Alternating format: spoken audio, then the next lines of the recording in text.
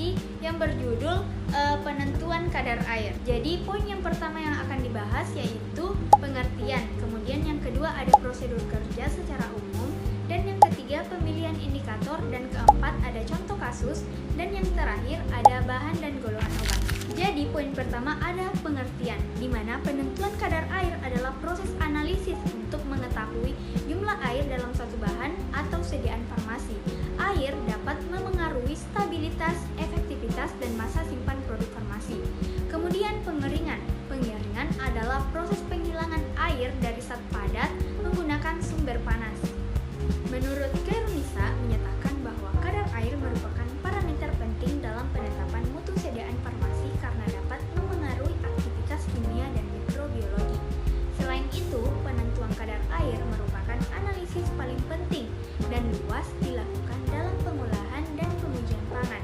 Analisis kadar air penting dilakukan karena berpengaruh terhadap stabilitas dan kualitas bahan pangan.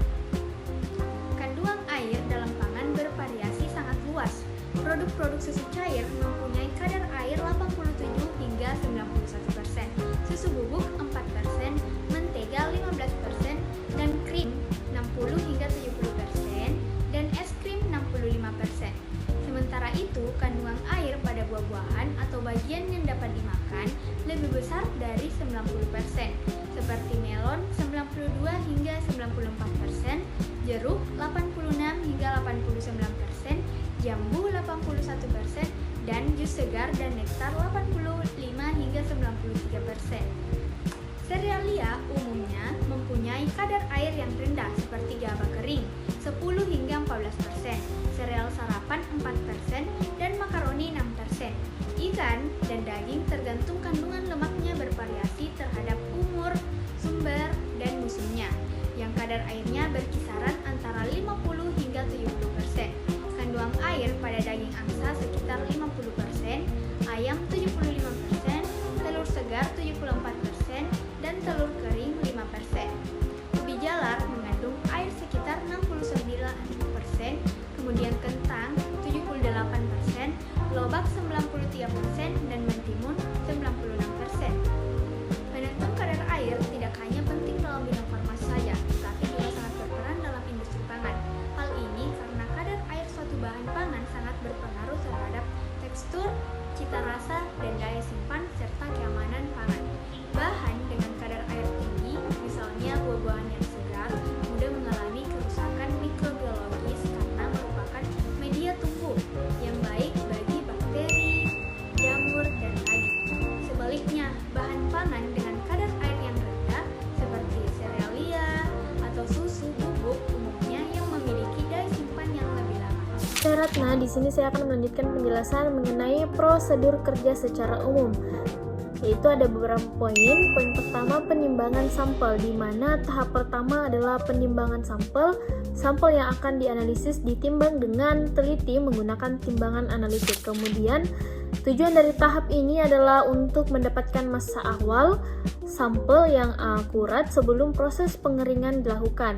Massa awal ini akan menjadi dasar untuk perhitungan kadar air di akhir prosedur. Jadi, kesimpulannya adalah tahap pertama adalah penimbangan sampel dengan timbangan analitik yang teliti. Kemudian tujuan dari penimbangan ini adalah untuk mengetahui massa awal sampel sebelum dilakukan proses pengeringan. Massa awal ini penting karena akan dijadikan acuan dasar dalam perhitungan kadar air pada akhir prosedur.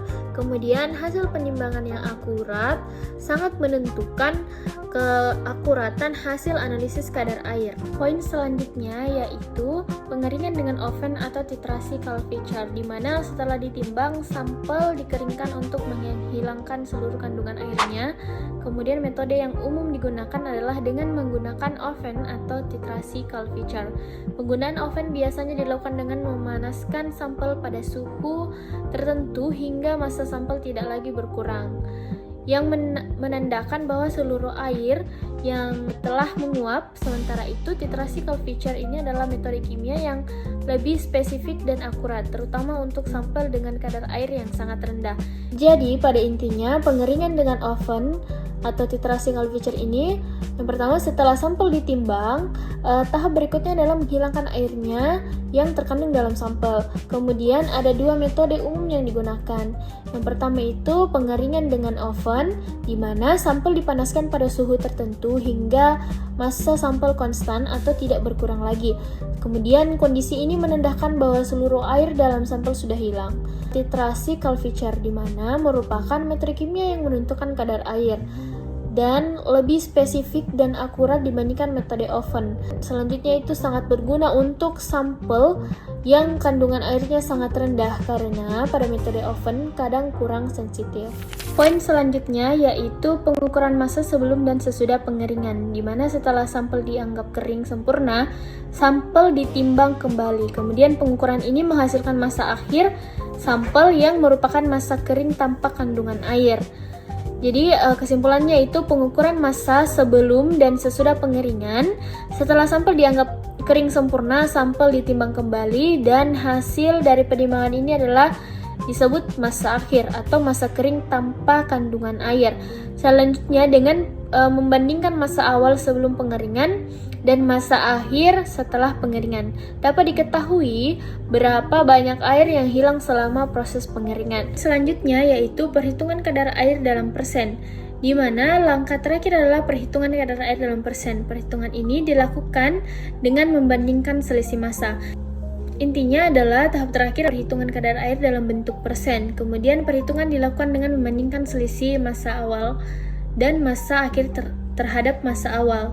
Kemudian rumus yang digunakan itu adalah kadar air persen sama dengan dalam kurung W1 dikurang W2 per W1 dikali 100%, di mana W1 itu adalah massa awal yaitu sebelum pengeringan, sedangkan W2 itu adalah massa akhir yaitu setelah pengeringan. Rumus ini memberikan persentase kadar air dalam sampel. Menurut Latifa dan Hernawati, tahun 2025, metode destruksi basah dan kering digunakan untuk melarutkan sampel sebelum analisis kadar air dilakukan. Jadi intinya itu ada metode tambahan yang dapat digunakan yaitu destruksi basah dan destruksi kering. Kedua metode ini dilakukan untuk melarutkan sampel sebelum analisis kadar air dikerjakan. Kemudian tujuannya agar sampel homogen dan hasil analisis lebih akut. Selanjutnya yaitu pemilihan indikator. Yang pertama metode pengeringan atau termografimetri.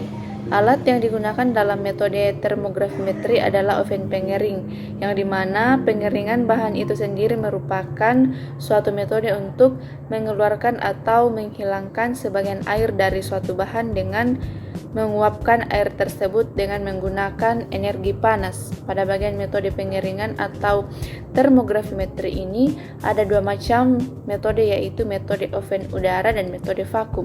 Indikatornya penurunan berat bahan setelah pengeringan. Poin yang kedua yaitu metode destilasi atau termovolumetri. Prosesnya terdiri dari 3 tahap yaitu evaporasi, pemisahan uap, dan kondensasi menggunakan pelarut tak bercampur air atau toluen, silen, dan juga ether. Indikatornya yaitu volume atau berat air hasil kondensasi.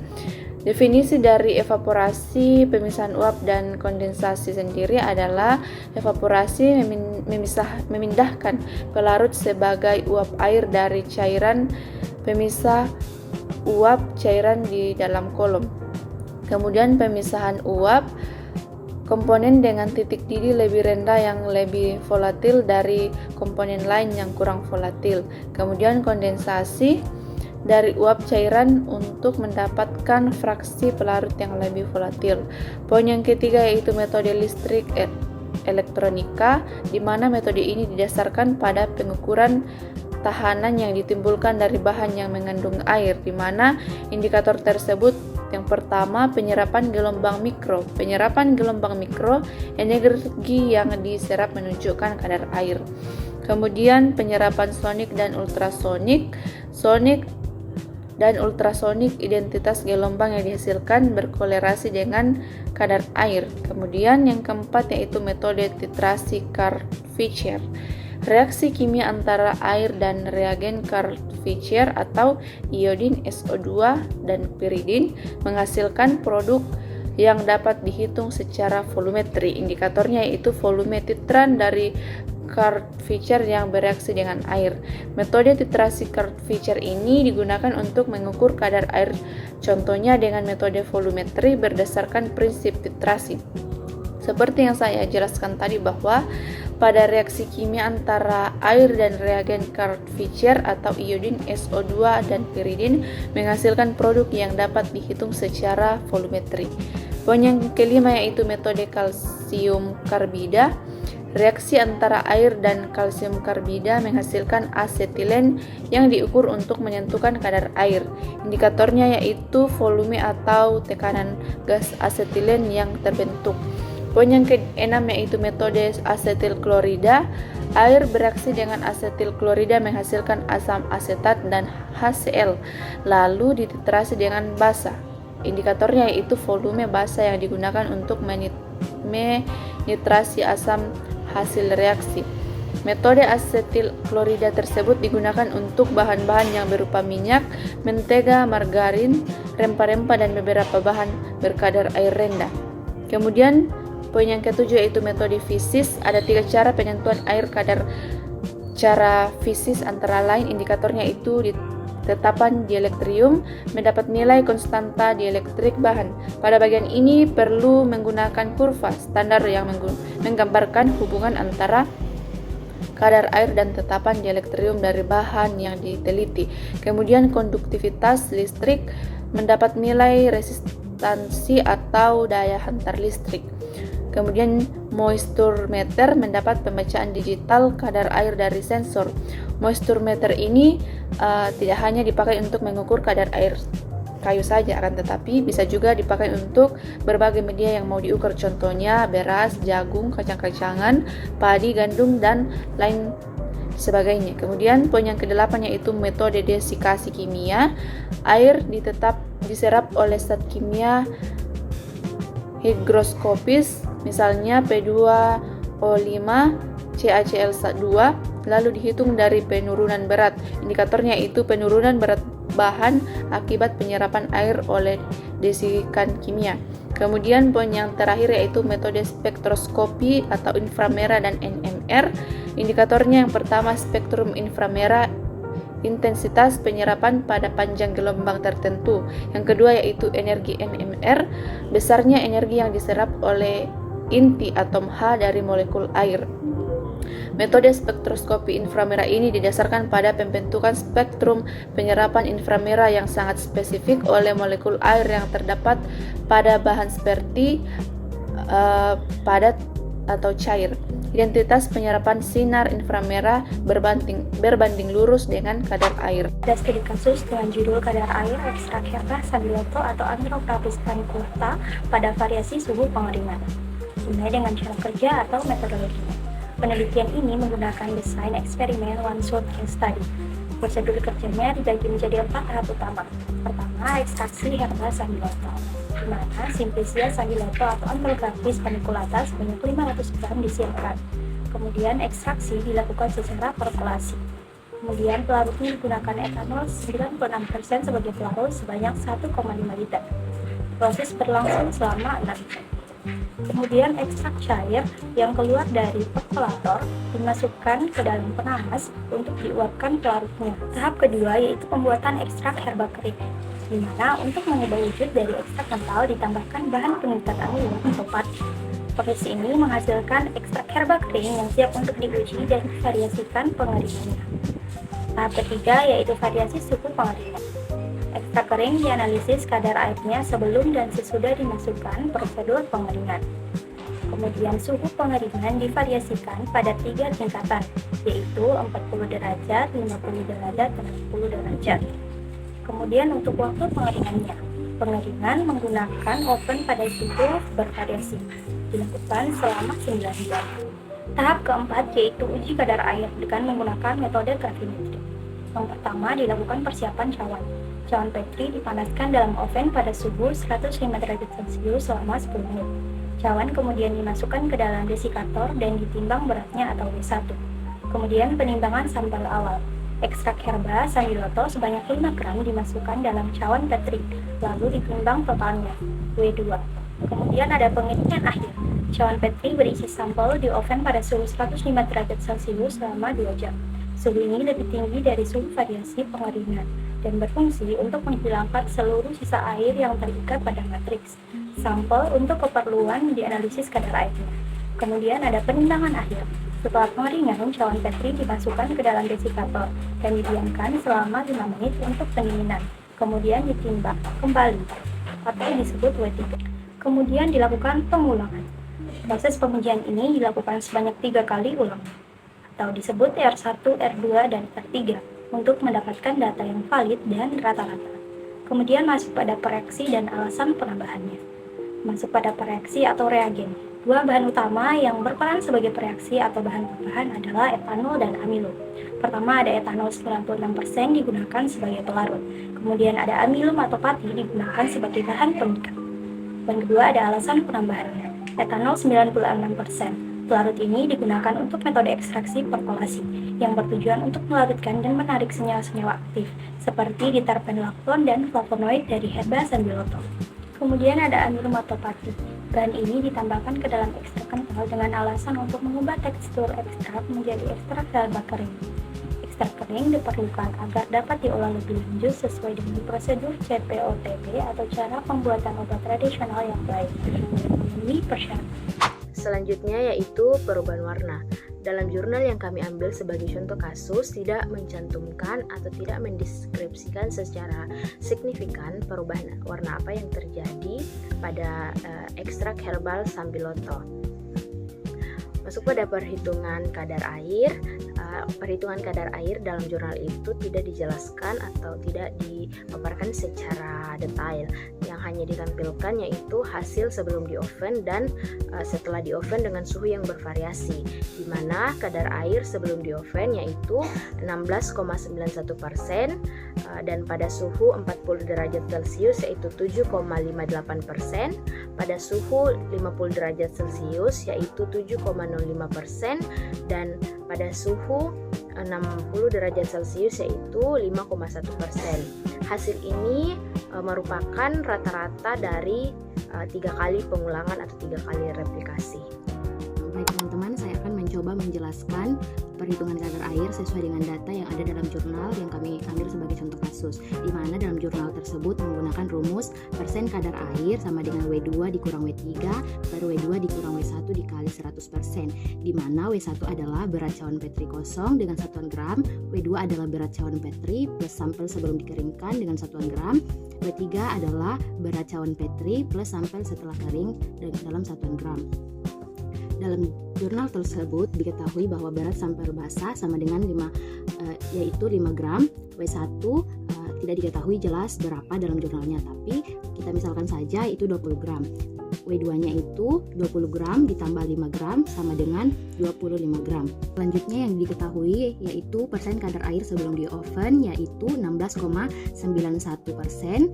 Persen kadar air dengan suhu 40 derajat Celcius yaitu 7,58%, persen kadar air pada suhu 50 derajat Celcius yaitu 7,05%, dan yang terakhir yaitu persen kadar air pada suhu 60 derajat Celcius yaitu 5,1%.